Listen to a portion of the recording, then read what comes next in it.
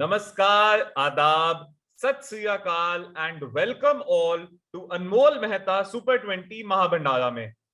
दोस्तों, मैं हूं नवजोत सिंह और आज हम बात करने जा रहे हैं how the constitution is amended, that is amendment of the constitution. साथ ही हम बात करेंगे इमरजेंसी के प्रोविजंस के बारे में। दोस्तों, ये दो टॉपिक्स हिमाचल के पीसीएस एग्जाम्स की बहुत ज्यादा इंपॉर्टेंट टॉपिक्स, जैसा कि हमने देखा था एनालिसिस की वीडियो में, माने जाते हैं। तो चलिए शुरू करते हैं आज का लेक्चर।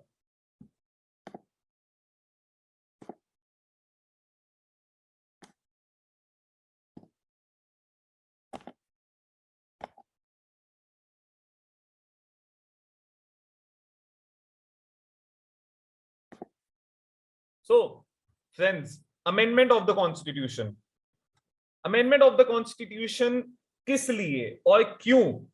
अगर हम आराम से सोचें तो आज की हमारी जरूरतें, आज के हमारे करंट कंडीशंस, आज के हमारे दुनिया के जो भी हमारे देश को जरूरतें हैं, they are strikingly different from what we were in 1947 और 1951 जब कॉन्स्टिट्यूशन एक्चुअल में फॉर्मेशन में आया। सो इन सब चीजों को काउंटर करने के लिए, for the changing times and for the changing needs, हमारे कॉन्स्टिट्यूशन मेकर्स ने प्रोविजंस दी अमेंडमेंट की, कि कॉन्स्टिट्यूशन को रेगुलरली अमेंड किया जा सके। जैसा कि हमने देखा पढ़ा कि कॉन्स्टिट्यूशन हमारा ग्रैंड नॉर्म है, ये वो कानून है, ये वो इंस्टीट्यूशन है अपने आप के अंदर जिससे सभी के सभी कानून, हमारे देश की सभी अलग अलग तरीके की व्यवस्थाएं, आर्थिक व्यवस्था हो या फिर हमारे देश की कोई भी पॉलिटिकल व्यवस्था हो, डेमोक्रेटिक व्यवस्था, इकोनॉमिक व्यवस्था, किसी भी तरह की व्यवस्था हो, वो अपनी ताकतें कॉन्स्टिट्यूशन में से लेती हैं। अब कॉन्स्टिट्यूशन के अंदर से लेने के कारण रेगुलरली इसको अमेंड करते करते हमारे देश के अंदर देखते हैं क्या क्या हुआ। सबसे पहले इंट्रोडक्शन के अंदर जैसा कि मैंने बताया कि हमारा कॉन्स्टिट्यूशन अमेंडमेंट की प्रोविजंस को भी एक प्रॉपर मान्यता देता है कि किस तरह से प्रोविजंस प्रोवाइडेड हैं, कि किस तरह से अमेंडमेंट होगी, अमेंडमेंट का किस इंस्टीट्यूट, कौन सा इंस्टीट्यूट करेगा, किस इंस्टीट्यूट के पास कितनी पावर्स हैं, इन सब की मेंशन हमारे कॉन्स्टिट्यूशन में ऑलरेडी दिए हुए हैं। प्रोमिनेंटली आर्टिकल 368 डील करता है अमेंडमेंट टू द कॉन्स्टिट्यूशन का, बट इसके अलावा सबसे at the top of my mind article 3 and article 4 भी डील करते हैं। वो तो they deal with the making of a state या फिर एक्वायरिंग अ न्यू स्टेट, उसके लिए भी तो हमको कॉन्स्टिट्यूशन को अमेंड करना पड़ता है, लेकिन वो आते हैं सिंपल मेजॉरिटी में। आर्टिकल 368 नॉर्मली डील करता है स्पेशल मेजॉरिटी के रिलेटेड, जो कि हम आगे पढ़ेंगे। Now the Indian constitution is neither flexible nor rigid but a synthesis of both. जैसे कि मैंने आपको बताया कि changing times, because of the changing times, वक्त की धारा के साथ चलते चलते हमारा देश आज उन उपलब्धियों पे पहुंचा है जिससे हमारी कंडीशंस वैसी नहीं है जैसी एक टाइम पे थी। जैसे कि हम कितने ही डायरेक्टिव प्रिंसिपल्स थे जो अपने कॉन्स्टिट्यूशन के अंदर इनकलकेट करना चाहते थे, लेकिन इतने रिसोर्सेज ना होने के कारण हमने उनको इनकलकेट नहीं किया। हेंस ये प्रोविजन अमेंडमेंट की इसके लिए भी छोड़ी गई कि जब हमारे देश में वो वाले रिसोर्सेज आ जाएंगे, B it financial resources, B it internationally politically strong resources या कुछ भी, तब हम उन डायरेक्टिव प्रिंसिपल्स को इन्फोर्स करेंगे। एंड जैसा कि हमने पिछले लेक्चर्स में देखा, काफी ज्यादा डायरेक्टिव प्रिंसिपल्स को इन्फोर्स किया भी गया है। Then how is it flexible and how is it rigid and how is it not flexible and not rigid at the same time? India के कॉन्स्टिट्यूशन को एक प्रोसीजर के तरीके से अमेंड किया जा सकता है। अब उस प्रोसीजर को ये कहा गया है, कि क्यों कहा गया है, किस लिए कहा गया है, ये हम आगे लेक्चर में पढ़ते हैं। But be bear it with me in my mind, in your mind, कि यूएसए के कॉन्स्टिट्यूशन को बहुत ज्यादा रिजिड कहा जाता है। उनकी इतनी ज्यादा इजीली नहीं हो पाती ये अमेंडमेंट्स, चाहे जितना मर्जी इंपॉर्टेंट इशू क्यों ना हो। It is very rigid in its sense. उसके ही साथ में ब्रिटेन का कॉन्स्टिट्यूशन एक कॉमन डॉक्यूमेंट नहीं है, एक प्रॉपर कंपाइल्ड डॉक्यूमेंट नहीं है, it is a compilation of different different documents. इसीलिए इसके कॉन्स्टिट्यूशन को काफी ज्यादा फ्लेक्सिबल माना जाता है। It is said, common saying है, that the most powerful thing in Britain is the Parliament of Britain, because it can turn anything into a law, anything into a constitution, anything can be transformed into a law. What it can't change is turn a man into a woman. ये common saying थी बहुत पहले की, but इससे समझने में आसानी होगी। अब पार्लियामेंट में in exercise of its constituent power amend by way of addition, variation और repeal any provision of the constitution in accordance with the procedure laid down by for this purpose. ये है आर्टिकल 368। नाउ इसी एक proper line से आपको पता लग गया होगा कि किस तरह से फ्लेक्सिबल भी है बट रिजिड भी है साथ में। हाउ कि हमें सारी ताकतें दी गई कि हम ऐड कर सकते हैं अपने कॉन्स्टिट्यूशन के अंदर जो जो उस वक्त की नीड्स होंगी, जो उस टाइम पे एक नेसेसिटी आई होगी, या कुछ भी अगर एक मेजर प्रोविजन हमको इनकलकेट करना है, अपनी सोसाइटी को ज्यादा इनरिच करना है, हम वेरिएट कर सकते हैं, हम रिपील कर सकते हैं। But as I have already mentioned this landmark case multiple times, Keshavananda Bharati case 1973, इसने सीधा सीधा कह दिया कि जी yes you can amend the constitution as many times as it seems necessary, but basic structure of the constitution is not amendable. For example, preamble of the constitution के कुछ different principles amendable हैं, but is our country secular? Yes. Is it amendable? Most probably not. But इसी तरह के जैसे democracy, elections, federal system, जो centre state relations, ये सब एक बेसिक स्ट्रक्चर का पार्ट किसी ना किसी तरह सुप्रीम कोर्ट ने इनकलकेट किया है। बेसिक स्ट्रक्चर को हम नहीं कर सकते अमेंड, हम चाहे पूरे कॉन्स्टिट्यूशन को किसी भी तरह करें। Now let me remind you all again that basic structure has never been defined. उसके अंदर अलग अलग सिस्टम्स को डाला गया है कि yes this is a basic, this is a part of basic structure, but basic structure of the constitution has never been defined. Procedure of amendments, as I said, different procedures दिए गए हैं। An amendment of the constitution can be initiated only by the introduction of a bill. एक bill parliament में लेकर आना पड़ेगा इस purpose के लिए, किसी भी हाउस में, चाहे लोकसभा चाहे राज्यसभा। लेकिन स्टेट के लेजिस्लेचर में कॉन्स्टिट्यूशन का अमेंडमेंट बिल नहीं आ सकता। उसके लिए पार्लियामेंट का, चाहे लोकसभा में बिल लेकर आइए चाहे राज्यसभा में लेकर आइए, आप उसका बिल लेकर आ सकते हैं। Second, the bill can be introduced either by a minister और bye a private member.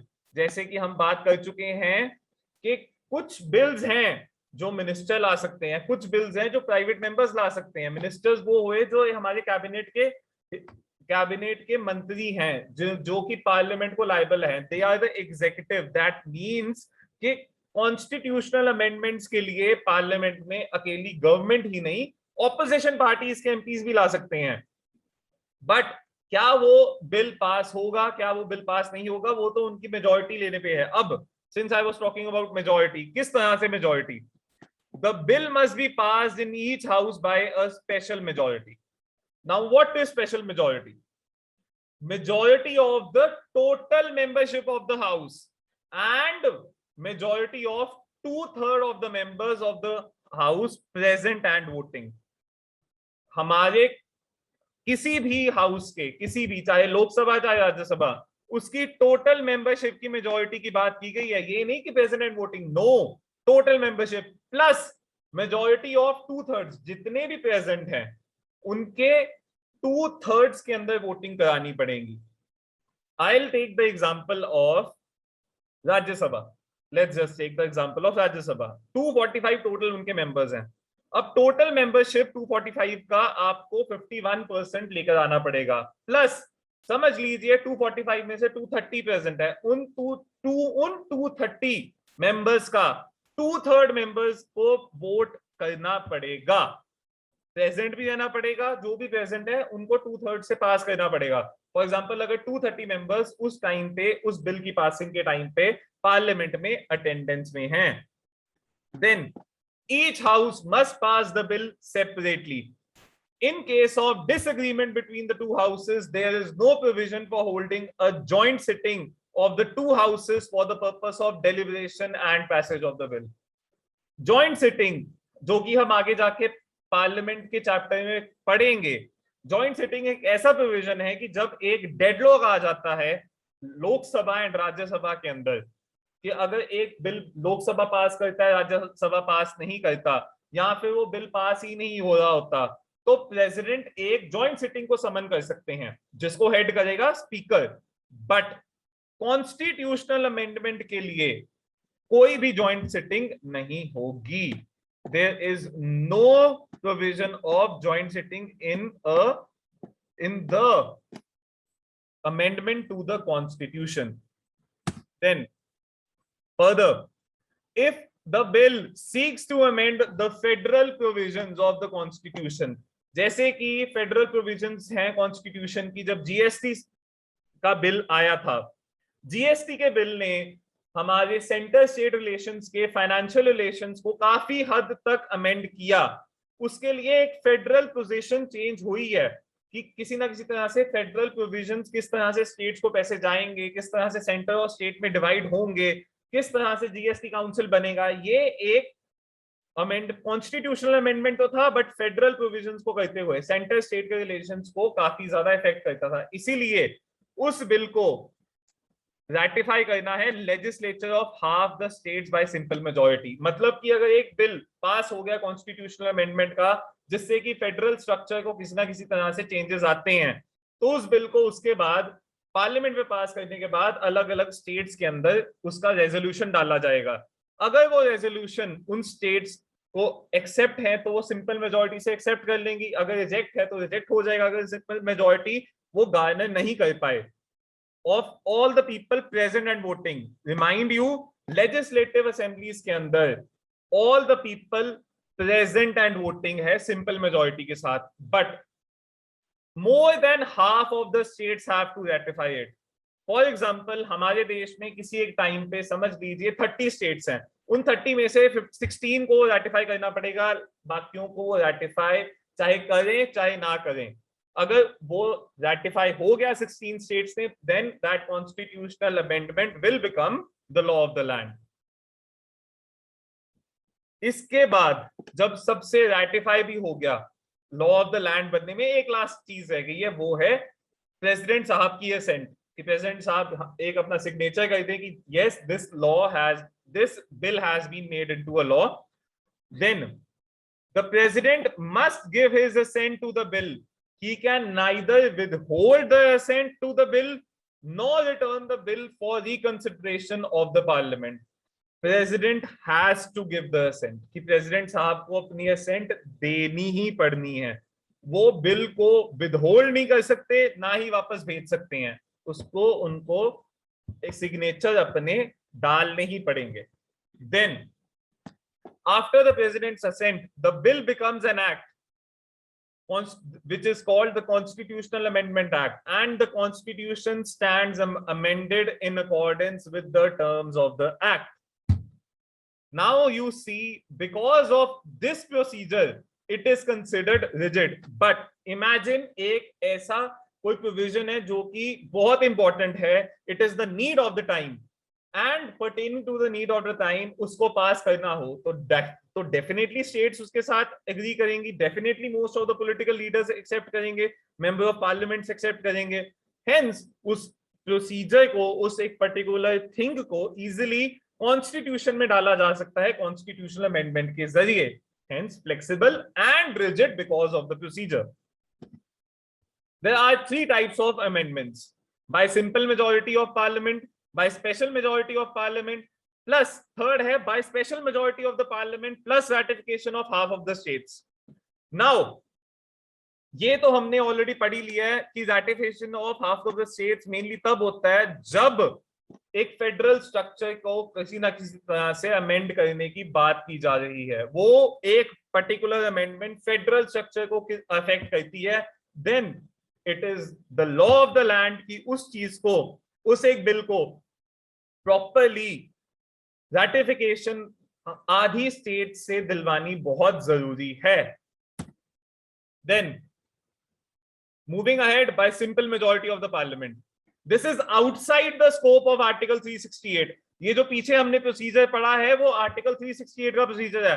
Simple majority के अंदर क्या होगा कि all the members present and voting, if at a point of time there are 200 members of parliament sitting in Lok Sabha and they decide to pass this type of constitutional amendment, then they can, क्योंकि simple majority चाहिए of all the people present and voting.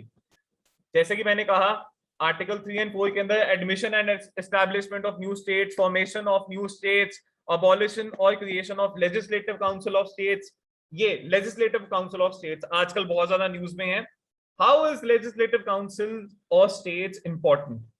C, legislative council of the states important इसलिए है क्योंकि ये अलग अलग states की अलग अलग रिक्वायरमेंट्स के लिए पूरा करता है। ये यस एक डबल चेक तो देता है, बट इसके फंक्शंस एंड इसकी नेसेसिटीज पे काफी बार क्वेश्चन भी उठ चुके हैं।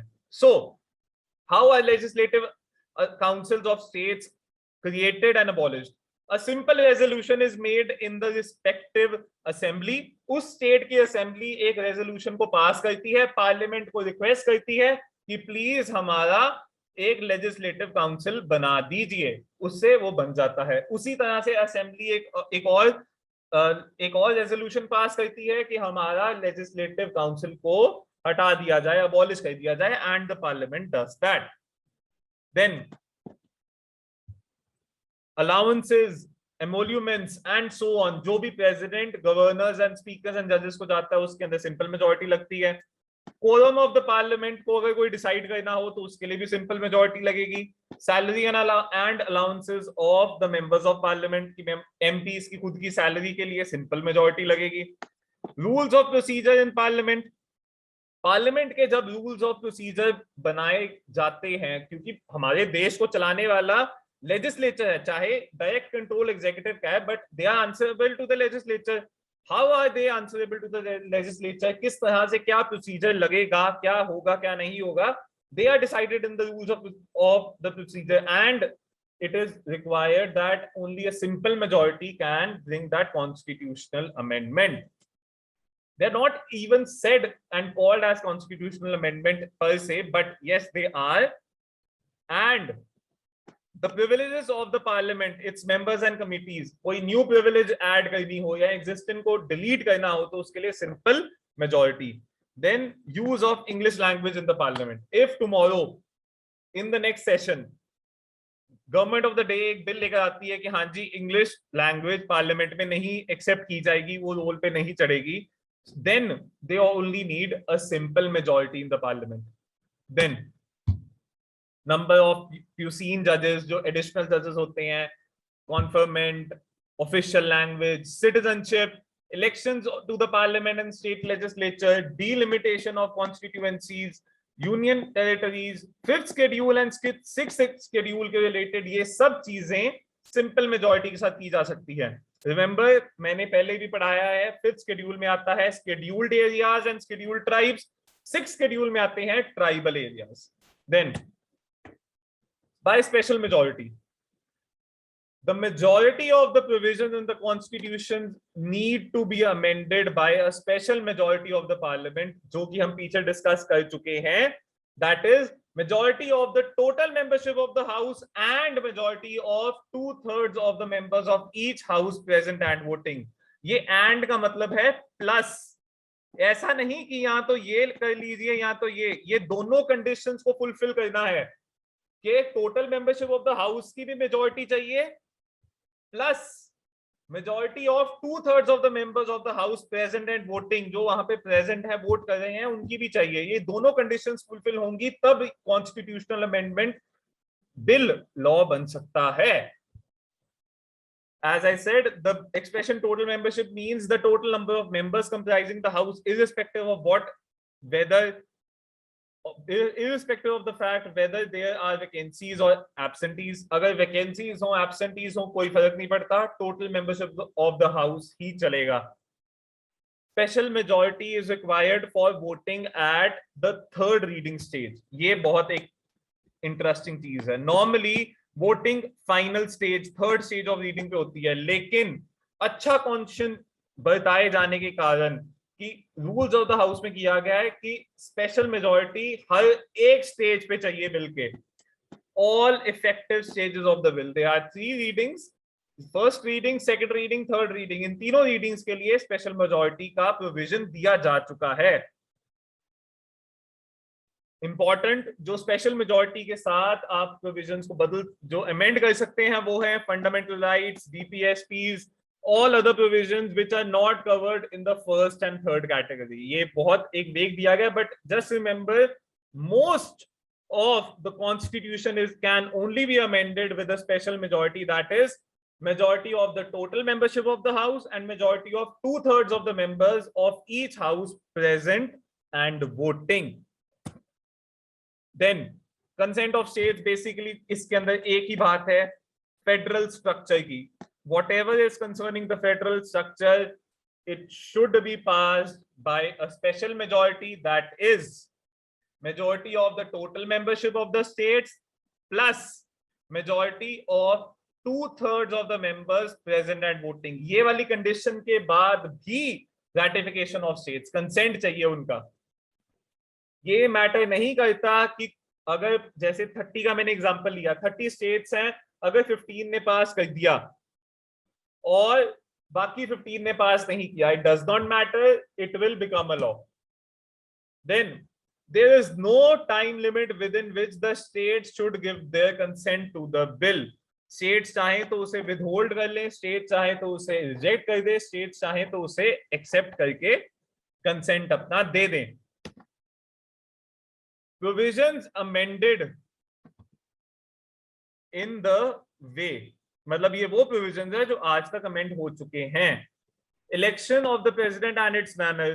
पहले इलेक्शन, प्रेसिडेंट साहब के इलेक्शन के अंदर छोटे अमाउंट की सिक्योरिटी डिपॉजिट चाहिए होती थी, कुछ अमाउंट ऑफ मेंबर्स चाहिए होते थे उनकी बैकिंग के लिए. अब उसकी नंबर बढ़ा दिया गया और वो अमाउंट बढ़ा दी गई है. Extent of the executive power of the union and the states की अलग अलग लिस्ट के अंदर से स्टेट लिस्ट में से कॉन्करेट में आ गया, यूनियन लिस्ट के अंदर एडिशंस होगी, सब्ट्रैक्शंस होगी and so on. Supreme court and high court के रिलेटेड जो प्रोविजंस को चेंज किया गया है. Distribution of legislative powers between the union and the states, GST, any list in the 7th schedule, as I just said, representation of the states in the parliament, power of the parliament to amend the constitution and its procedure को भी amend किया जा चुका है. As I said, process is both simple and easy. अभी तक आप लोगों को आइडिया लग ही गया होगा क्योंकि ये एक बहुत अच्छा बैलेंस स्ट्राइक आउट करता है. हाउ? एक प्रोसीजर तो प्रॉपर इंपॉर्टेंट है ही है कि वो काफी ज्यादा कॉम्प्लेक्स है, कॉम्प्लिकेटेड है, but at the same time काफी ज्यादा फ्लेक्सिबल भी है. रिजिड इसलिए कि सभी स्टेट, अगर एटलीस्ट 14-15 स्टेट्स की रैटिफिकेशन चाहिए अगर हमें फेडरल स्ट्रक्चर को चेंज करना है. That means across all parties, across all political stratas, across all organizations एक यूनिसन चाहिए ही चाहिए इस बैलेंस को मेंटेन करने के लिए. Moreover, the amending process has proved itself one of the most ably conceived concepts of the Constitution, although it appears complicated. No, as I was just saying, it is merely diverse. कि constitution के अंदर अगर आपको amendment लेकर आना है तो उसके अंदर डाइवर्सिटी इतनी है कि किसी को भी बाहर नहीं रखा जा सकता डिसीजन मेकिंग से. Everyone needs to be in the loop. Moving ahead, emergency provisions.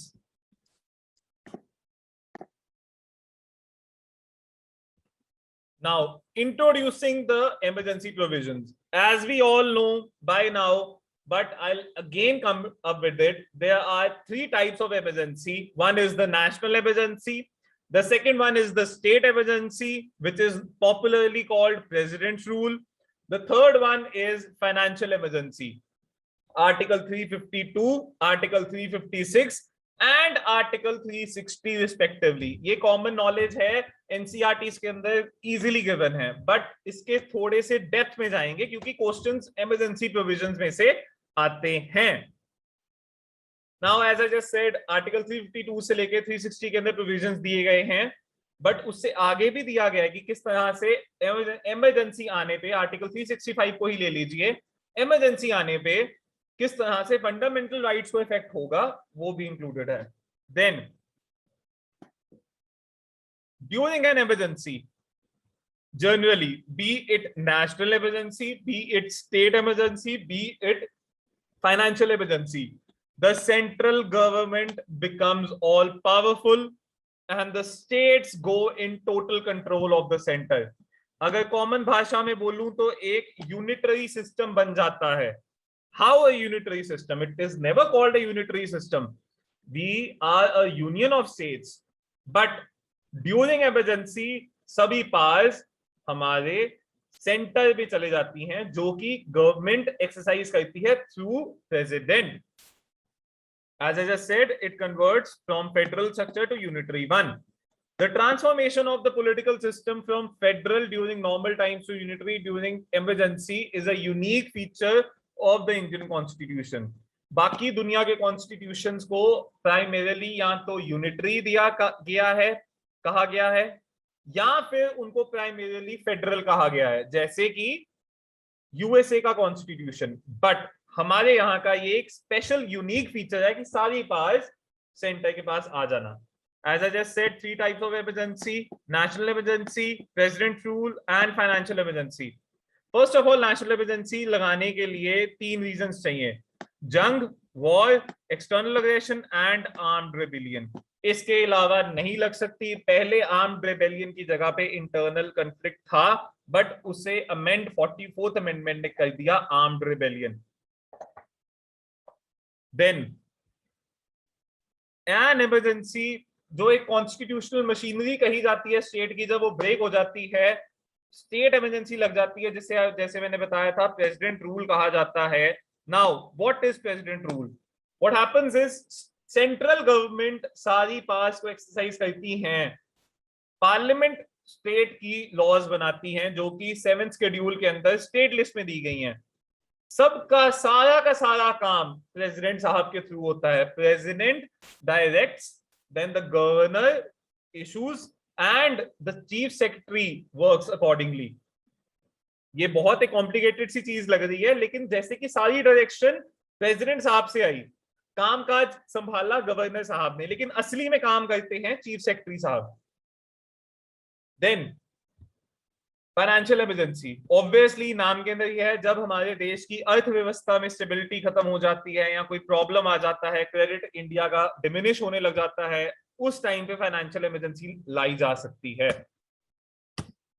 Then national emergency, the president can declare a national emergency when there is, when, as I just said, there are only 3 things, that is war or external aggression, armed rebellion, and there is a threat to the security of India. Then the president can declare a national emergency even before the actual outcome of the war or external aggression or armed rebellion if he is satisfied. ये word बहुत controversial रहा है, satisfied that there is imminent danger.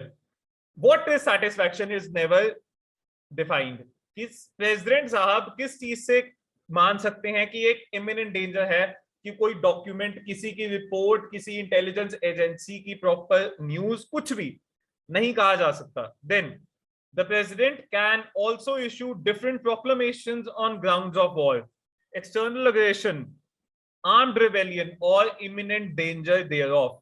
ये अलग अलग issue कर सकते हैं प्रोक्लेमेशंस की. क्यों लगा देंगे?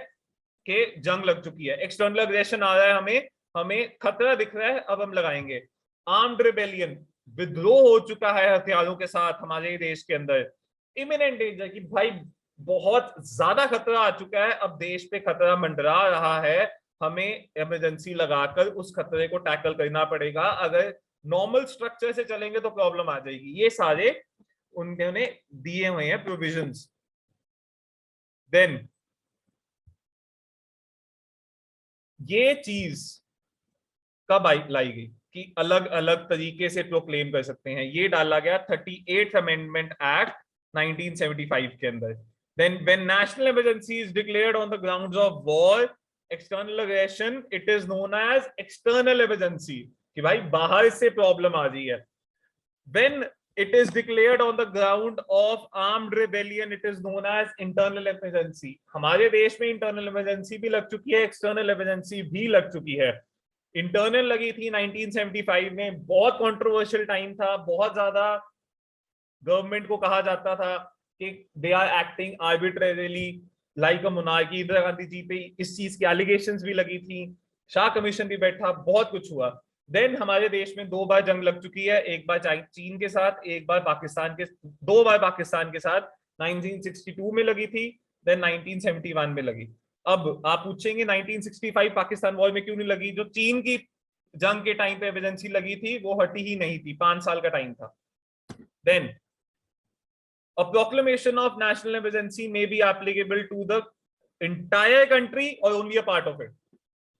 अब 42nd अमेंडमेंट, जिसको की कहा जाता है एक मिनी कॉन्स्टिट्यूशन, उसने सीधा सीधा कह दिया, सीधा सीधा उसमें लाया जा चुका है कि नेशनल इमरजेंसी प्रोक्लेम की जा सकती है या तो पूरे देश के अंदर या किसी एक पार्ट के अंदर। पार्ट गवर्नमेंट डिसाइड करेगी जब वो इमरजेंसी लगाएगी।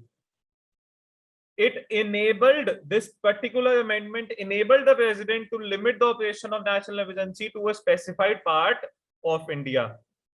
जैसे कि मैंने कहा था पहले, इंटरनल डिस्टर्बेंस का वर्ड दिया गया था, इसको हटाकर आर्म्ड रिबेलियन से रिप्लेस किया गया जब 1975 की इंटरनल इमरजेंसी को हटाया गया था। जनता पार्टी गवर्नमेंट इलेक्ट होकर आई और उन्होंने 44th अमेंडमेंट के थ्रू जितने आर्बिट्ररी लॉज थे जो कॉन्स्टिट्यूशन के अंदर अमेंडमेंट डाली गई या डिफरेंट डिफरेंट लॉज लाए गए, उनको चेंज किया ताकि हमारी कंट्री और ज्यादा डेमोक्रेटिक हो सके, so that the people are able to enjoy the true nature of democracy and they don't feel as if they are living in an authoritarian society.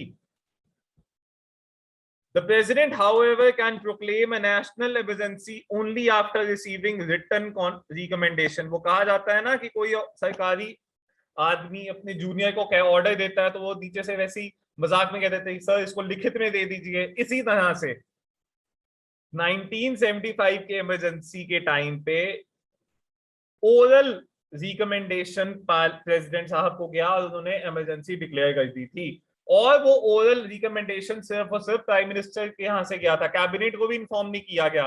अब प्रॉपर रिटन रिकमेंडेशन चाहिए किसकी? Cabinet की। Keep that in your mind. Then 38th Amendment Act 1975 ने उन्हें कह दिया immune judicial review से। What is judicial review?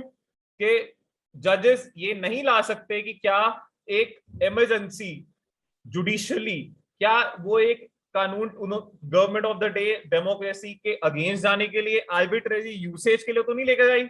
इस चीज से उन्होंने उनको इम्यून कर दिया। लेकिन जैसे कि मैंने कहा 44th अमेंडमेंट ने आके ये प्रोविजन डिलीट कर दी। सुप्रीम कोर्ट ने ये चीज होल्ड की that the proclamation of national emergency can be challenged in a court on the ground of malafide, कि गलत इंटेंशंस के बेसिस पे उसे चैलेंज किया जा सकता है कि declaration was based on wholly extraneous and irrelevant fact or is absurd or perverse। कि इन ग्राउंड्स की मैलाफाइड किस किस चीज में, कि एक कंप्लीटली अबसर्ड थी, परवर्स थी, एक इसके फैक्ट्स नहीं प्रॉपर लाए गए कि किस बेसिस पे लाया गया। ये थोड़ा ना कह सकते कि इमिनेंट डेंजर है तो लगा दो, जी नहीं, आर्म्ड रिबेलियन बाद में डाला गया।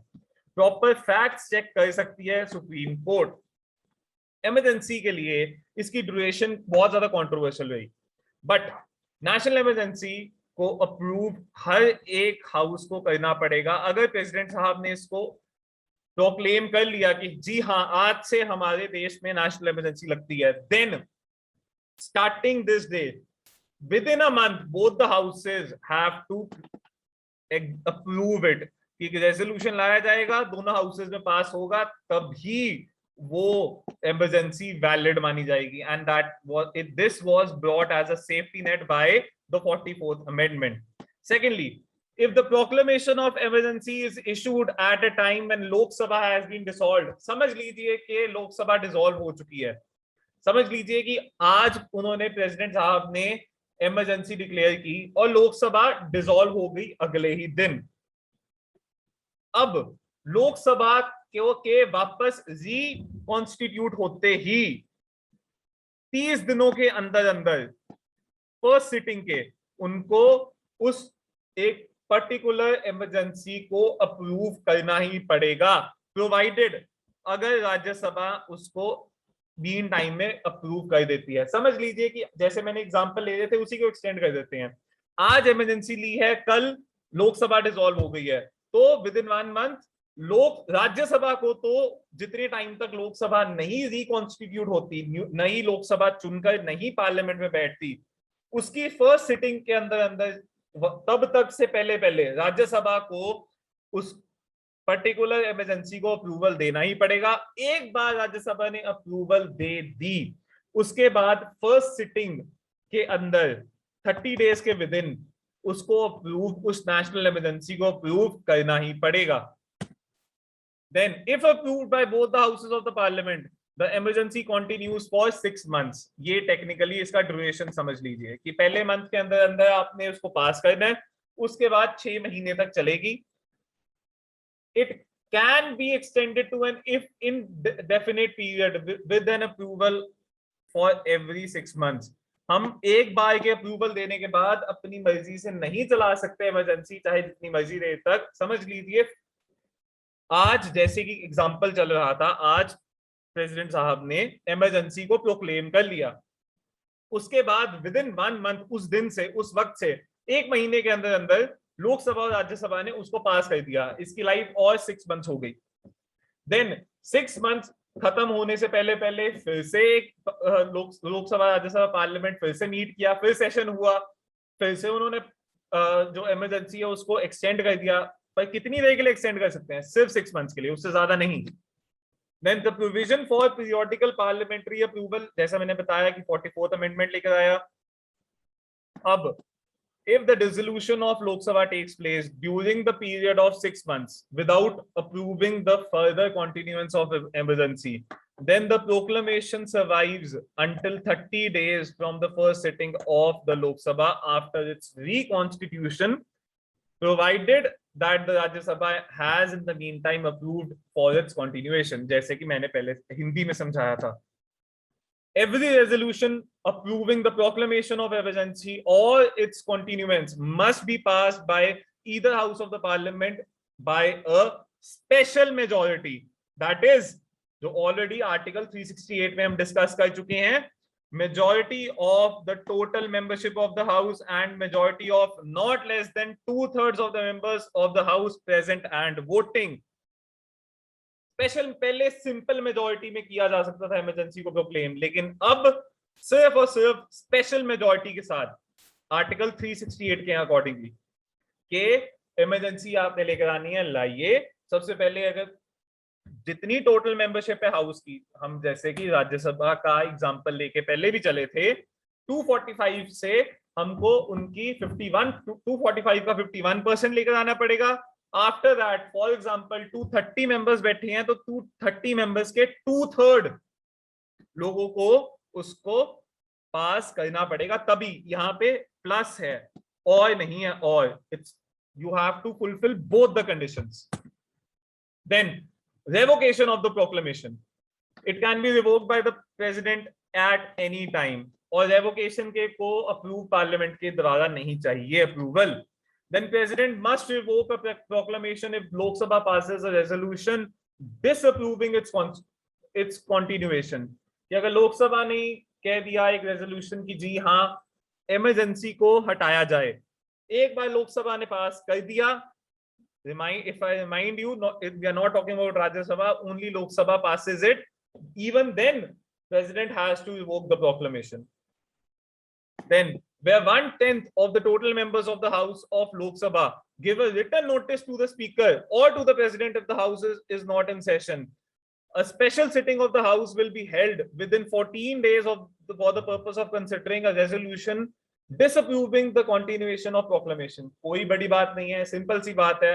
अगर हाउस सेशन में नहीं है, इमरजेंसी लगी हुई है, सिर्फ और सिर्फ 1/10 of the total members of लोक सभा 545 के 1/10 मेंबर्स को या तो स्पीकर साहब को एक लेटर पकड़ानी है, या तो सिंपल सा नोटिस प्रेसिडेंट साहब को पकड़ाना है कि हाउस को समन किया जाए, हमने प्रोक्लेमेशन ऑफ इमरजेंसी को रिवोक करना है, और बस प्रेसिडेंट साहब करेंगे. और ये सब कुछ 44th अमेंडमेंट द्वारा लाया गया ताकि एक प्रॉपर सेफ्टी नेट लाई जा सके कि फिर से कोई आर्बिट्ररी यूज ना हो इन प्रॉपर प्रोविजंस का.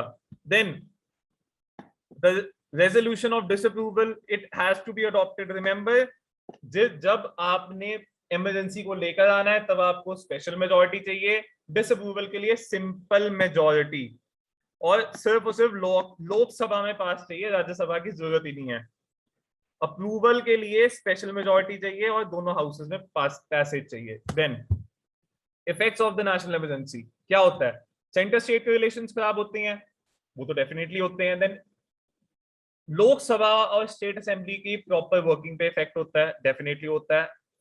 फंडामेंटल राइट्स पे तो काफी ज्यादा होता है. Then first of all executive पे क्या होता है? सेंटर स्टेट रिलेशंस के यहाँ पे executive power of the center extends to directing any state regarding the manner in which its executive power is to be exercised. कि सेंट्रल गवर्नमेंट स्टेट गवर्नमेंट को बताएगी कि हाँ जी आपकी पावर कैसे एक्सरसाइज होगी. Then state governments are brought under complete control of the center even if they are not suspended. Remember this, ये नहीं है कि जैसे ही नेशनल इमरजेंसी लगी सारी की सारी स्टेट गवर्नमेंट सस्पेंड हो गई, उनकी वर्किंग सस्पेंड हो गई. जी नहीं, सस्पेंशन की जा सकती है डेफिनेटली, बट कंप्लीट कंट्रोल में आ जाती है सेंटर के. नॉर्मल टाइम्स में सेंटर एक एग्जीक्यूटिव डायरेक्शंस देगा स्टेट को सिर्फ और सिर्फ कुछ स्पेसिफाइड मैटर्स के अंदर जो कि कॉन्स्टिट्यूशन में प्रोवाइडेड है. नेशनल इमरजेंसी में किसी भी मैटर के अंदर 7 शेड्यूल के किसी भी लिस्ट के अंदर कुछ भी कह सकता है कि जी हाँ ये काम कीजिए, तो स्टेट को वो करना पड़ेगा. Legislative, parliament becomes empowered to make any laws. obviously जब सारी पावर सेंटर में आ गई तो पार्लियामेंट स्टेट लिस्ट में से कोई भी लॉ बना सकता है. Legislative power of the state legislature suspend नहीं होती. आई एम अगेन सेइंग, ना गवर्नमेंट सस्पेंड होती है स्टेट की, ना लेजिस्लेचर, लेकिन ओवरराइडिंग पावर पार्लियामेंट के पास आ जाती है. सस्पेंड करना ना करना वो सेंटर के हाथ में है. Then normal distribution of legislative powers between the center and states is suspended. Obviously, कि अब जब ताकत ही एक इंसान के पास है तो दूसरे को ताकत नहीं होती उस वक्त. The constitution becomes unitary rather than federal. We all know that. The laws made by the parliament on the state subjects during national emergency become inoperative. ये बहुत इंपॉर्टेंट है.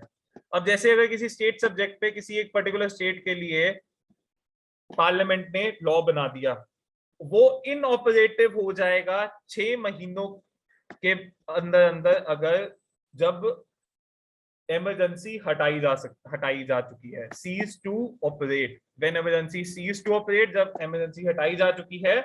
अगर कोई स्टेट लॉ पार्लियामेंट ने बनाया है तो वो 6 महीनों के अंदर, 6 महीनों के बाद उसे इनइफेक्टिव कर देंगे. 6 महीनों के अंदर अगर स्टेट लेजिस्लेचर चाहे तो उसे फिर से पास कर सकती है अपने अकॉर्डिंग टू नॉर्मल प्रोसीजर के through.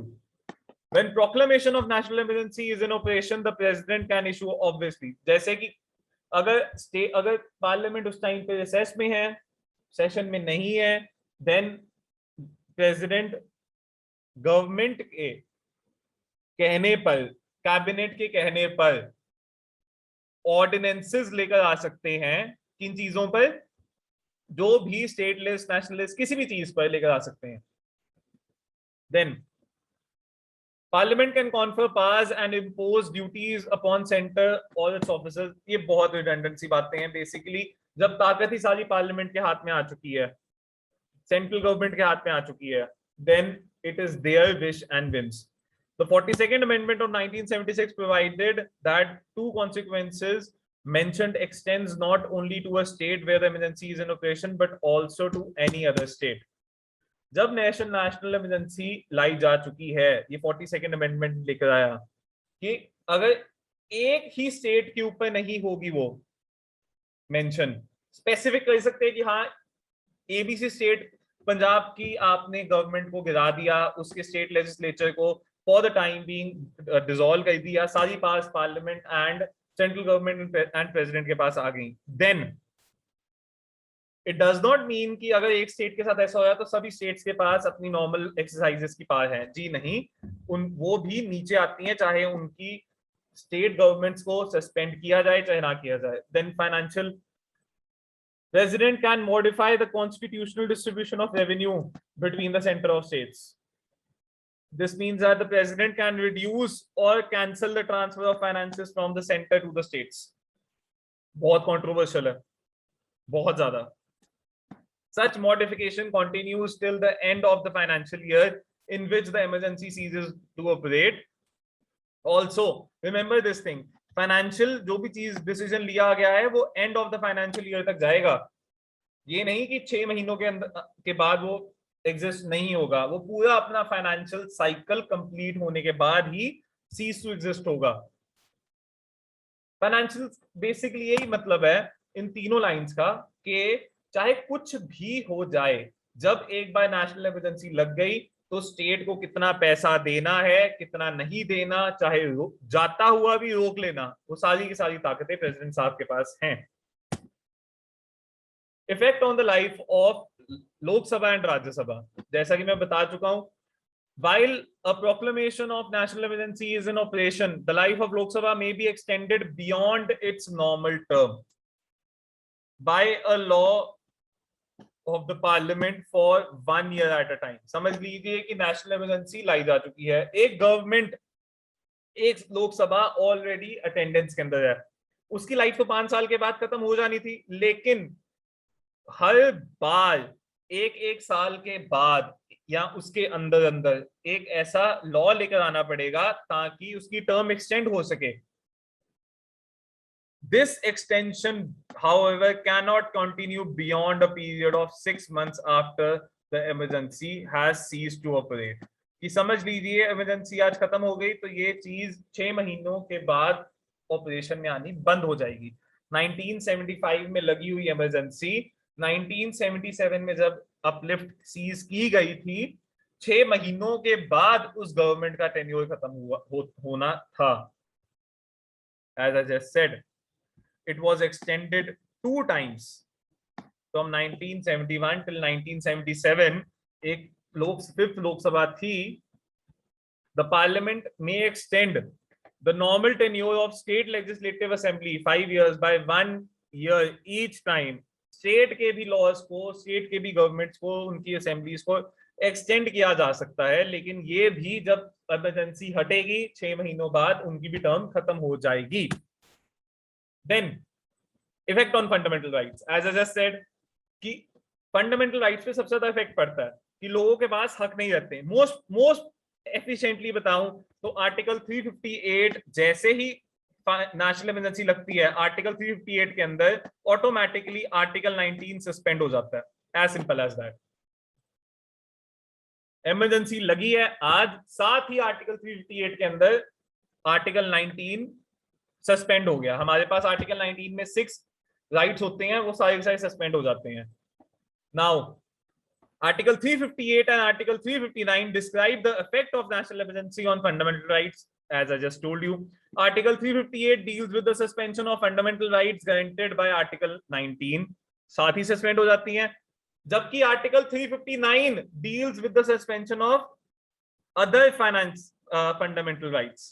Then they both provide immunity from challenges to only those laws which are related with emergency and not other laws। ये दोनों आर्टिकल्स सिर्फ उन्हीं चीजों को इम्यूनिटी देते हैं कि मतलब गवर्नमेंट के पास ताकतें उन्हीं को आती है जो इमरजेंसी के रिलेटेड लॉज हैं, बाकी कानूनों को लेकर नहीं। एग्जांपल, इमरजेंसी के रिलेटेड कोई कानून आ गया जिसने कि आर्टिकल 19 को कंप्लीटली अबॉलिश कर दिया, गवर्नमेंट ऑफ द डे कोई अगर एक particular right to free movement, right to make trade unions या कुछ भी इस चीज पे, यूनियंस बनाने पे या असेंबली पे, राइट टू असेंबल, इन सब चीजों पे कोई लॉ बनाते हैं, ये गवर्नमेंट को पूरी की पूरी इम्यूनिटी होती है, पूरी ताकत होती है कि उस चीज पे लॉ बना सकें। ये उन्हीं चीजों पे है, इमरजेंसी की प्रोविजंस के ऊपर, और किसी प्रोविजन के ऊपर नहीं है। ये आप जैसे जैसे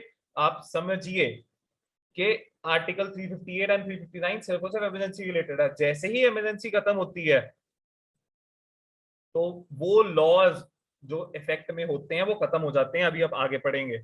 executive action taken only under such a law is protected by both. Executive action जो भी इन दोनों लॉज, जो भी लॉ बनेगा आर्टिकल 358 या आर्टिकल 359 के तहत कि इमरजेंसी के टाइम पे ये पावर्स सस्पेंडेड है, तो एग्जेक्टिव एक्शन उन्हीं लॉज पे प्रोटेक्टेड होगा। अगर वो कोई और चीज जाके आउट ऑफ द ब्लू कर लेते हैं तो वो प्रोटेक्टेड नहीं होगा।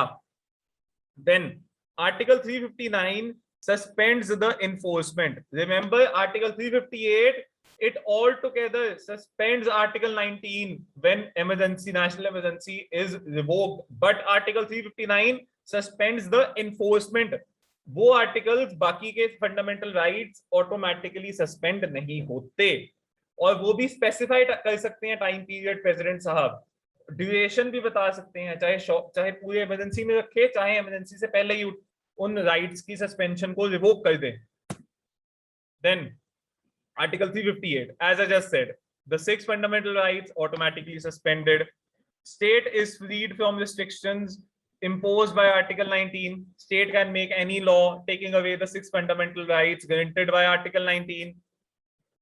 Any such law or executive action cannot be challenged. मतलब किसी भी कानून के तहत, किसी भी चीज के तहत आप कहीं पे भी चले जाइए, चाहे वो खुद फंडामेंटल राइट क्यों ना आपने इन्फ्रिंज किया हुआ है आर्टिकल 19 का, गवर्नमेंट ऑफ द डे कहती है you have the right to movement. अगर आप उनकी मूवमेंट को कर लेते हैं इन्फ्रिंज कॉन्स्टिट्यूशन के अगेंस्ट जाकर, तो कोई कुछ नहीं कर सकता।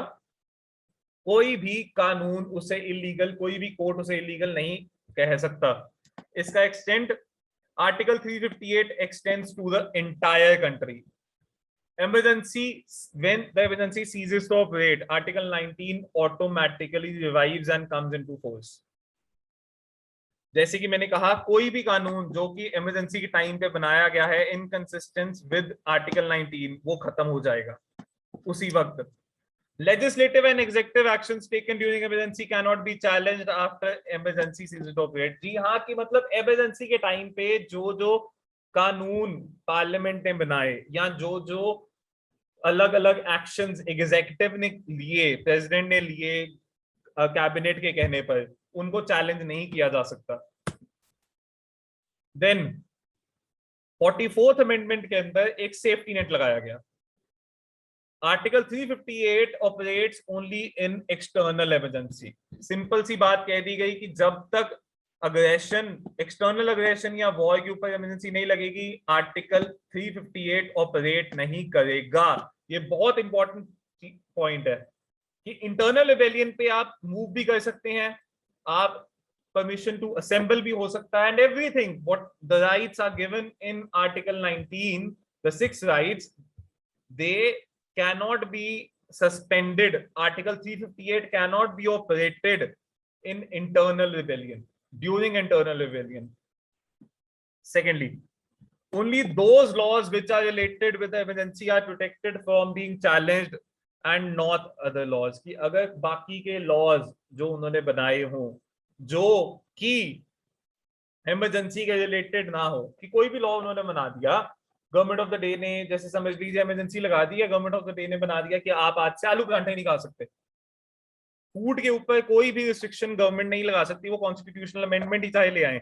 बट एक फनी एग्जांपल है, समझने की कोशिश कीजिए, बट जब ये चीज लग गई वो प्रोटेक्टेड नहीं है। जब बाद में इमरजेंसी हटेगी, तो अगर गवर्नमेंट ने कोई एक्शन, एग्जीक्यूटिव ने कोई एक्शन लिया होगा इस परांठों के बैन के ऊपर, किसी को अरेस्ट किया, किसी को डिटेन किया, वो चीज अनलॉफुल मान के उसके ऊपर आपकी इन्वेस्टिगेशन बिठाई जाएगी। Then Article 359, as I said, suspension of other rights. It is not particularly suspension, it is just the suspension of their enforcement, कि लागू नहीं किए जा सकते पर हैं. Right to seek remedy is suspended, कि हम अगर कोई फंडामेंटल राइट भी सस्पेंड किया गया है, अगर किसी को इन्फ्रिंज किया गया है, तो हम आर्टिकल 32 के अंदर सुप्रीम कोर्ट में नहीं जा सकते, कॉन्स्टिट्यूशनल रेमेडी नहीं ले सकते. वो जो भी, मतलब आर्टिकल 19 की तो डेफिनेटली नहीं ले सकते, बाकी जो भी लॉ प्रेसिडेंट आर्टिकल 359 के अंदर कहते हैं कि हाँ ये एक 14, 15, 16, 17, 18 any fundamental right except article 19, क्योंकि उसकी बात ऑलरेडी आर्टिकल 358 में हो चुकी है. Any fundamental right, it can be, their enforcement can be suspended, कि वो लागू नहीं किया जा सकता, कि वो आप कोर्ट नहीं जा सकते. सिंपल सी बात है कि मेरा ये फंडामेंटल राइट टू समझ लीजिए इक्वालिटी इन्फ्रिंज किया गया है, आप कोर्ट नहीं जा सकते. वो कहेंगे कि जी नहीं, प्रेसिडेंट साहब ने 359 के अंदर उसकी इन्फोर्समेंट सस्पेंड कर दी है, एंड अब इस वाले के ऊपर आपको कोई भी रेमेडी नहीं मिलेगी. The suspension on enforcement of only those fundamental rights that are specified. इसकी proper specification जैसे मैंने कहा presidential order में आती है. Suspension term during emergency or shorter period as mentioned, कि कितनी देर के लिए सस्पेंड करेंगे, क्या पूरी इमरजेंसी के लिए, प्रेसिडेंट साहब की मर्जी, छोटे टाइम के लिए उनकी मर्जी, उनको सिर्फ अपने ऑर्डर में डिस्क्राइब करना है. एक्सटेंड भी कर सकते हैं उसको बाद में. फॉर एग्जांपल अगर इमरजेंसी लगी हुई है तो वो कहते हैं कि 2 महीनों के लिए आपके पास आर्टिकल 17 नहीं है, बट 2 महीने बाद लागू किया जाएगा, तो 2 महीने बाद वो फ्रेश नोटिफिकेशन भी निकाल सकते हैं, उनकी मर्जी. State can make any law और can take any executive action abridging और taking away any specified fundamental rights. Obvious सी बात है. Then, but only those which I mentioned, only those, उसके अलावा वालों के लिए आप अपनी रेमेडी सीख करने जा सकते हैं. Article 359 operates in case of both external emergency as well as internal emergency. As I might remind you, 358 के अंदर आप internal emergency के टाइम पे नहीं ऑपरेट कर सकते. When the emergency ceases to operate, any law made during emergency to the extent of inconsistencies with the fundamental rights ceases to have effect. कि कोई लॉ अगर पार्लियामेंट ने बना दिया कि प्रेसिडेंशियल, या पार्लियामेंट ने बना दिया या प्रेसिडेंशियल ऑर्डिनेंस निकल आया, कुछ भी हो गया, उन लॉज को का इफेक्ट खत्म हो जाएगा, प्रोवाइडेड वो फंडामेंटल राइट सस्पेंशन का ऑर्डर मेंशन हो प्रेसिडेंशियल ऑर्डर के अंदर. The legislative and executive actions taken during operation, उनको नहीं लायबल किया जा सकता, एक्सपायर हो जाते हैं. जो भी एक्शंस किए होते हैं वो एक्सपायर हो जाते हैं. अब एक फाइनेंशियल नेट इसमें भी दी गई, right to protection in respect of conviction of offences article 20 and right to life and personal liberty article 21, वो इन्फोर्सेबल ही रहेंगे, चाहे आप उनको इन्फोर्स करने की बात, चाहे आप गवर्नमेंट उनको प्रेसिडेंशियल ऑर्डर के अंदर हटा दें. जी नहीं, right to life and personal liberty and conviction of offences, that is जिसमें डबल जेपटी भी आता है, वो नहीं हटाए जा सकते. Then only those laws which are related with emergency are protected from being challenged and not the other laws. जैसे कि मैंने कहा कि सिर्फ वही लॉज हैं जो इमरजेंसी के अंदर प्रोटेक्ट किए जा सकते हैं, बाकी लॉज को नहीं. Executive action taken only under such a law is protected, कि अगर इमरजेंसी के टाइम पे कोई लॉ उन्होंने बना दिया, एग्जेक्टिव एक्शन सिर्फ और सिर्फ उस चीज का प्रोटेक्ट होगा जो मेंशन किया होगा. Then presidential rule, as I have mentioned, president rule भी काफी ज्यादा कंट्रोवर्शियल रहा. इसे कहा गया था डॉक्टर अंबेडकर ने कि इतना यूज में नहीं आएगा, बट एज द टाइम ग्रू इसका यूसेज बहुत ज्यादा मिसयूज किया गया है. Article 355 imposes a duty on the center कि भाई आपको स्टेट की मशीनरी कॉन्स्टिट्यूशन के अकॉर्डिंग चलाना, इंश्योर करना है. आर्टिकल 356 स्टेट को, सेंटर को एम्पावर करता है कि स्टेट के ऊपर आप उनके फेलियर ऑफ कॉन्स्टिट्यूशनल मशीनरी के बेसिस पे आप उनके गवर्नमेंट को ही, उनके लोग, उनकी असेंबली को डिसॉल्व कर सकते हो, उनकी गवर्नमेंट को अबॉलिश कर सकते हो और डायरेक्ट प्रेसिडेंट साहब का रूल लगा सकते हो. President's rule can be proclaimed under Article 356 on two grounds. Article 356 empowers the president if he is satisfied that a situation has arisen. President को सेटिस्फाई हो गया है, चाहे वो किसी रिपोर्ट, गवर्नर की रिपोर्ट पे सेटिस्फाइड हो या कोई रिपोर्ट ना हो, बस प्रेसिडेंट साहब सेटिस्फाई हो गए हैं कि वो कॉन्स्टिट्यूशनल मशीनरी नहीं चल रही स्टेट की, प्रेसिडेंट रूल लगा दो. सेकेंडली, आर्टिकल 365 में दिया गया है, अगर एक स्टेट फेल होती है कंप्लाई करने में कि कोई भी डायरेक्शन सेंटर का, कि सेंटर ने एक प्रॉपर डायरेक्शन कॉन्स्टिट्यूशन के आधार पर अपने दायरे में रहते हुए एक डायरेक्शन दी और स्टेट ने वो डायरेक्शन को कंप्लाई नहीं किया, उसे छोड़ दिया, उसे या तो इग्नोर कर दिया या तो अपफ्रंट रिजेक्ट कर दिया, even then president can proclaim President's rule in a state. Parliamentary approval and duration. हमें कोई भी इमरजेंसी लगाने के लिए पार्लियामेंट का प्रॉपर अप्रूवल चाहिए. जो प्रॉपर हमारी गवर्नमेंट है वो अकेले नहीं कुछ कर सकती, उन्हें कानून के मुताबिक, अब कॉन्स्टिट्यूशन के मुताबिक अप्रूवल चाहिए ही चाहिए. It must be approved by both the houses within 2 months. National emergency के लिए 1 month, विद इन 2 months. बाकी सारा सेम है कि अगर स्टेट के अंदर प्रॉपर आपने प्रेसिडेंट रूल लगा दिया है और लोकसभा डिसॉल्व्ड है, तो फिर वापस उनके बैठने के 2 महीने के अंदर अंदर, with in a period of 2 months, approval लेना ही पड़ेगा, लेना ही पड़ेगा किसी भी हालत के अंदर. बट एक ही वहां पे प्रोवाइजो है कि राज्यसभा का अप्रूवल वहां पे चाहिए ही चाहिए. Let me read it out कि कंफ्यूजन दूर हो जाए. When the Lok Sabha has been dissolved or dissolution of the Lok Sabha takes place during a period of 2 months without approving, कि समझ लीजिए कि 2 महीनों तक अप्रूवल नहीं मिला और लोकसभा उस टाइम पे डिसॉल्व है, तो जब भी लोकसभा मिलेगी उसके 1 महीने के अंदर अंदर, 1 महीने, चाहे अगर अगस्त जैसा महीना हुआ जिसमें 31 डेज है, नहीं, 30 डेज के अंदर अंदर, अंदाजन महीना, उनको लोकसभा को वो वाला रेजोल्यूशन पास करना ही पड़ेगा.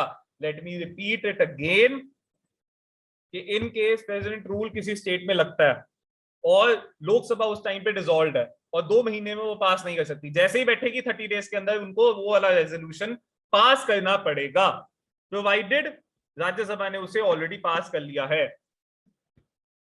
अगर ये दोनों हाउसेस में अप्रूव हो जाता है तो प्रेसिडेंट रूल 6 महीनों तक चलता है और उसे एक्सटेंड कितने भी पीरियड तक किया जा सकता है, कितने, 3 years तक, with the approval of parliament every 6 months. कि अगर जैसे एक स्टेट के अंदर, पंजाब में, बिहार में, जम्मू कश्मीर के अंदर बहुत बार प्रेसिडेंट रूल लग चुका है, समझ लीजिए कि आज बिहार में प्रेसिडेंट रूल लग जाता है, जस्ट सपोज इट, उसके बाद उन्होंने विद इन 2 months दोनों पार्लियामेंट के हाउसेस की भी अप्रूवल ले ली, ठीक है, तो 6 महीनों के लिए चल पड़ेगा. That means president rule has a total duration of 8 months in case it is not renewed. National emergency has a total duration in normal course of time and in normal course of action has a total time of 7 months in case it is not again approved for extension. and remember 3 सालों तक ही हो सकता है, 6 महीनों के बाद उसे फिर से रिन्यू कराना पड़ेगा स्टेट इमरजेंसी को, फिर से, मतलब टोटल 6 months के लिए आपने अप्रूव किया, फिर खत्म होने वाला हो, फिर आपने कह दिया कि स्टेट प्रेसिडेंट रूल चलेगा. ऐसा करते करते आप टोटल 3 years तक ही चला सकते हैं, उसके बाद स्टेट इमरजेंसी नहीं, दैट इज प्रेसिडेंट रूल नहीं लग सकता. If the dissolution of the Lok Sabha takes place during the 6 months of the rule, of the 6 months without approving the further continuation of the president's rule, then proclamation survives until 30 days from the first sitting of Lok Sabha. समझ लीजिए, imagine कीजिए कि जैसे अभी मैंने कहा कि बिहार के अंदर प्रेसिडेंट रूल लग चुका, उन्होंने 2 महीनों के अंदर अंदर प्रेसिडेंट दोनों हाउसेज ऑफ द पार्लियामेंट से अप्रूवल ले ली। अप्रूवल लेने के बाद उन्होंने उसको 6 मंथ्स के लिए लगा दिया प्रेसिडेंट रूल को। 6 महीनों के बाद इमेजिन कीजिए कि लोकसभा ही डिसॉल्व हो चुकी है।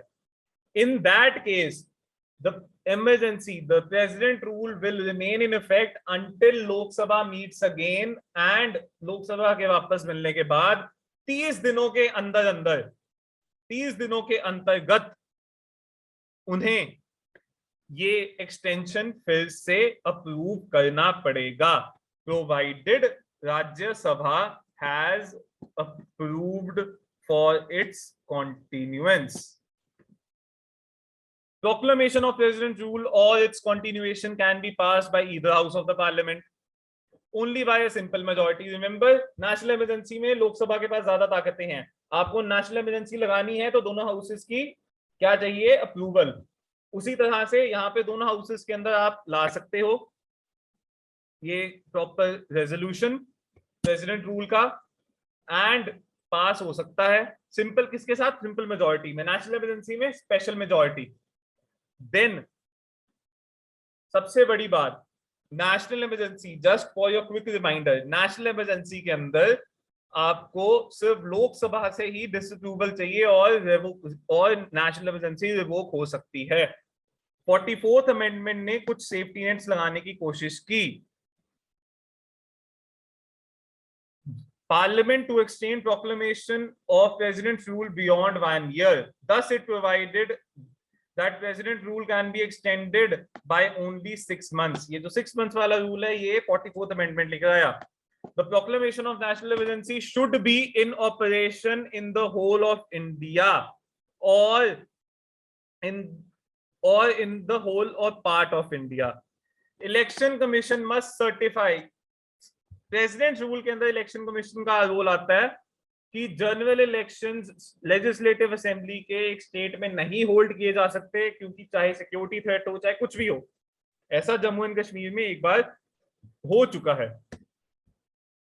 कॉन्सिक्वेंसेस ऑफ प्रेसिडेंट रूल, सारी की सारी सिंपल सी बात है, सारी ताकतें आ जाती हैं हमारे प्रेसिडेंट साहब के पास, और प्रेसिडेंट साहब सारा काम करते हैं किसके थ्रू? गवर्नर साहब के साथ।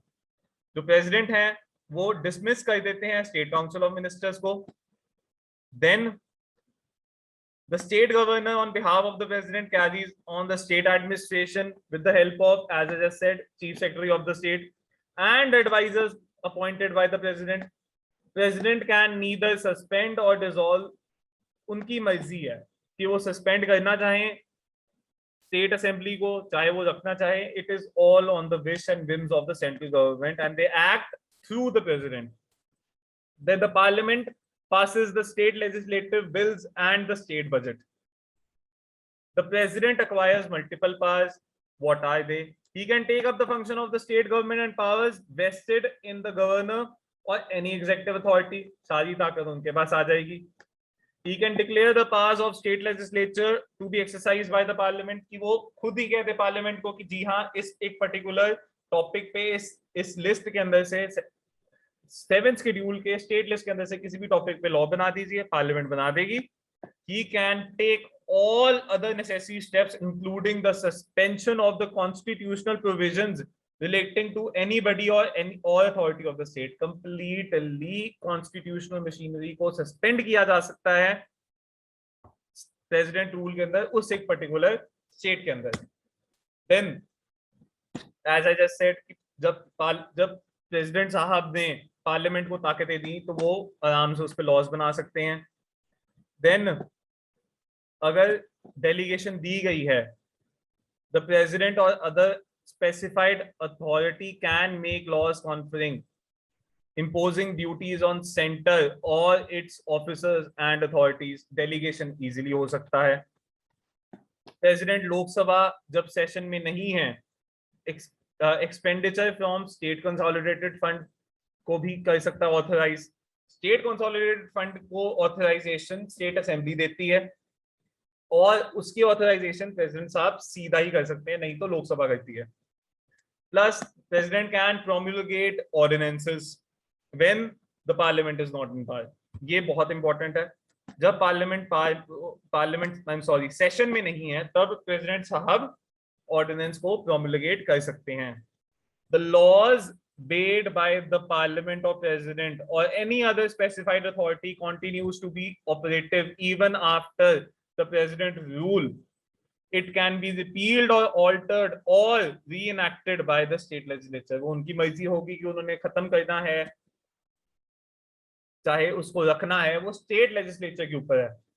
Constitutional position, status, powers and functions of the concerned high courts remain the same. President साहब हाई कोर्ट के किसी भी फंक्शन को नहीं ले सकते। इसका क्रिटिसिज्म भी बहुत किया जाता है कि बहुत बार यूज किया जा चुका है। सबसे पहली बार ये पदवी पंजाब को मिली थी। देन जुडिशियल रिव्यू के अंदर कहा, पहले 38 अमेंडमेंट में कहा गया कि जुडिशियल रिव्यू के अंदर नहीं है, 44 में कहा गया कि जी नहीं, जुडिशियल रिव्यू प्रेसिडेंट रूल पे लगेगी। उस बेसिस पे काफी केसेस आए, बट सबसे फेमस है एसआई बोमाई केस। उसके अंदर सुप्रीम कोर्ट ने होल्ड किया the presidential proclamation imposing president's rule is subject to judicial review. The satisfaction of the president must be based on relevant material.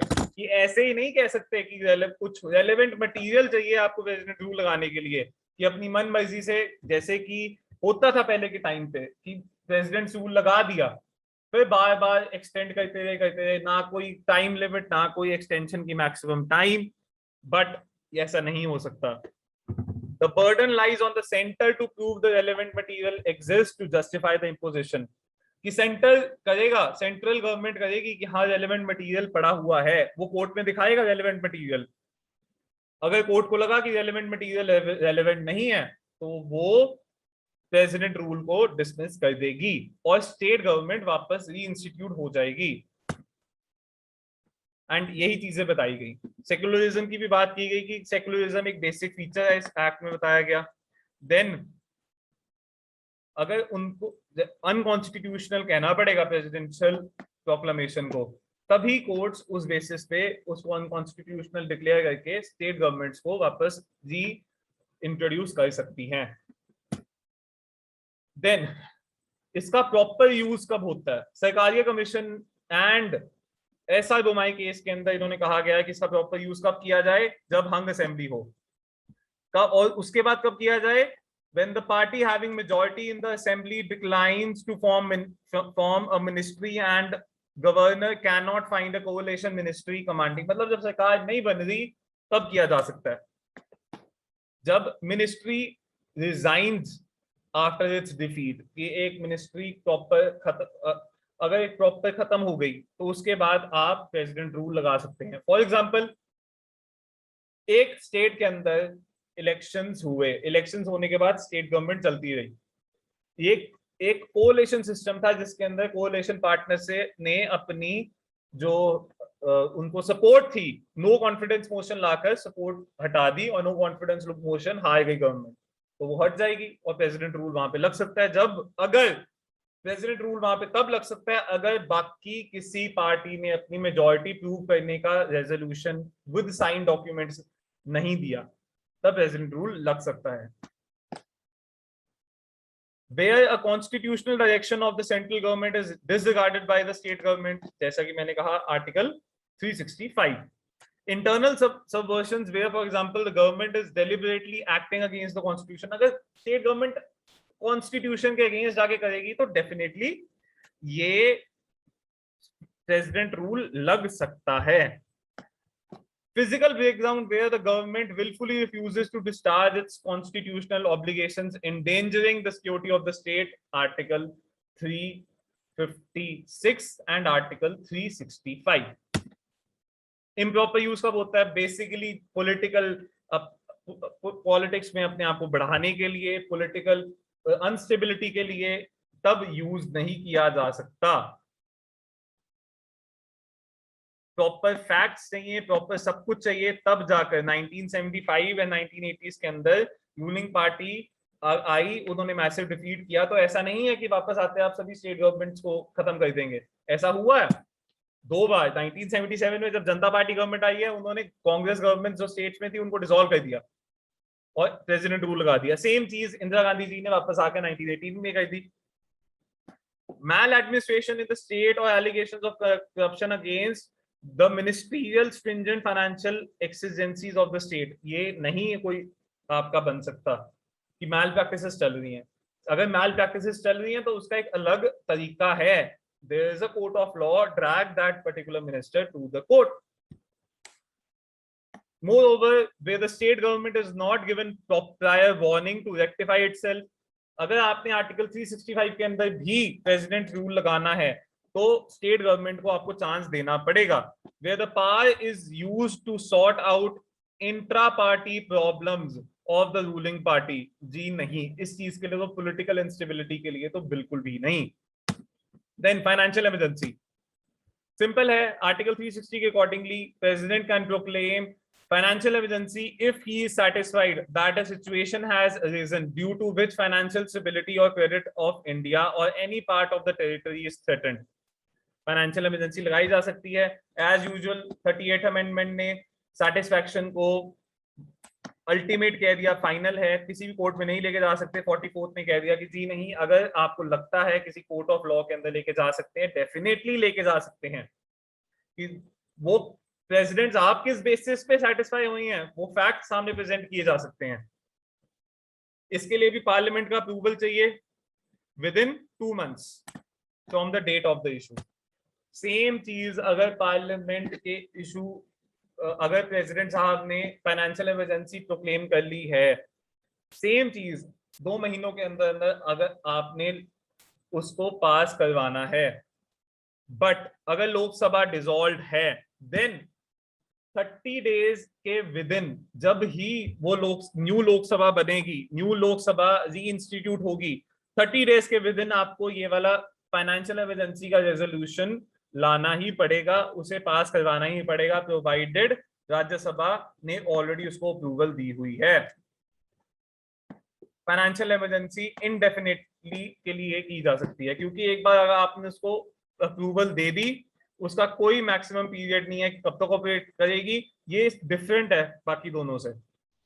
Repeated parliamentary approval is not required. A resolution approving the proclamation of financial emergency can be passed by either house of the parliament only by a simple majority. National emergency के लिए क्या चाहिए था? Special majority. यहां पे क्या चाहिए? Simple majority. State के इमरजेंसी या फिर प्रेसिडेंट रूल में क्या चाहिए? Simple majority. The proclamation of financial emergency may be revoked by the president at any time by a subsequent proclamation. Definitely वो जब चाहे कभी भी इसको हटा सकते हैं, उसको पार्लियामेंट्री अप्रूवल की जरूरत नहीं है। Then effects on financial emergency. क्या इफेक्ट्स होते हैं फाइनेंशियल इमरजेंसी के? सबसे पहले executive authority of the centre हर जगह आ जाती है। स्टेट अपने अकॉर्डिंगली, सिंपल सी बात है कि centre requires full control of the state finances. वो फाइनेंसेस को रोक सकते हैं, ट्विस्ट कर सकते हैं, टर्न कर सकते हैं, कम कर सकते हैं, ज्यादा कर सकते हैं, सब कुछ सेंटर के ऊपर डिपेंड करता है।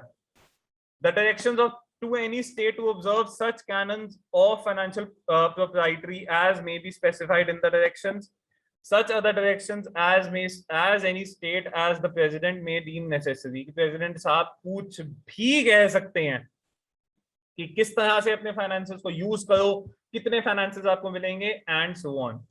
Then the reduction of salaries and allowances of all और any class of person serving in the state, कम कर सकते हैं। The reservation of all money bills और other financial bills for consideration of the president. State government किसी भी bill को लेकर आए, मनी बिल या फाइनेंशियल बिल को, उसकी कंसिडरेशन के लिए, प्रेसिडेंट की कंसिडरेशन के लिए भेजना ही पड़ेगा। किसी की भी सैलरी रिड्यूस कर सकते हैं, गवर्नमेंट एम्प्लॉय की अलाउंसेस रिड्यूस कर सकते हैं, प्रिविलेजेस हटा सकते हैं, and so on. And the president may issue directions for the reduction of salary of allowances of all or any class of persons, A, B, C, D, किसी के लिए भी. The judges of the Supreme Court and the High Court as well. Thank you so much. This was the lecture on amendment of the Constitution and emergency provisions, two very important topic when it comes to Himachal PCS exam, as discussed in the analysis. I hope this lecture would be fruitful to all of you. Thank you.